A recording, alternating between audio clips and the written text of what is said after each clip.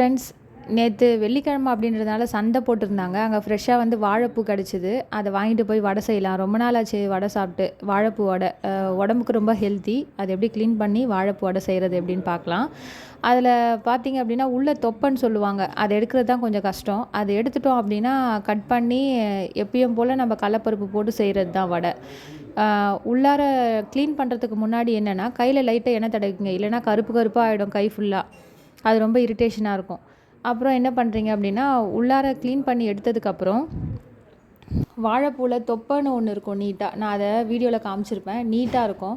அதை எடுத்துட்டு என்ன பண்ணுறீங்க, உள்ளார வந்து ஒரு லேயர் மாதிரி இருக்கும். அதையும் எடுத்துடணும். ஒரு லேயராக இருக்கும். அதையும் எடுத்துகிட்டு க்ளீன் பண்ணி வச்சுக்கோங்க.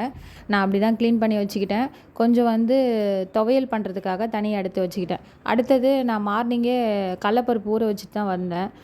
சரி நார்மல் வடை செய்யலாம் அப்படின்னு சொல்லிட்டு பார்த்தா ஈவினிங் வரும்போது வாழைப்பூவே கிடச்சிருச்சு. சரி செஞ்சிடலாம் அப்படின்ட்டு நல்லா அரைச்சிட்டு அது கூட 2 சோம்பு, வெங்காயம் இதையும் வந்து ஒரு விப்பரில் போட்டு அடிச்சுட்டு, என்கிட்ட பச்சை மிளகா இல்லை அதனால் காஞ்ச மிளகா போட்டிருக்கேன். போட்டுட்டு எண்ணெயில் போட்டு பொரித்து எடுத்து சூடாக ஒரு டீ, ஒரு 4 வடை நான் சாப்பிட்டேன். எங்கள் வீட்டுக்காரு 4 வடைக்கு மேலேயே சாப்பிட்டாரு.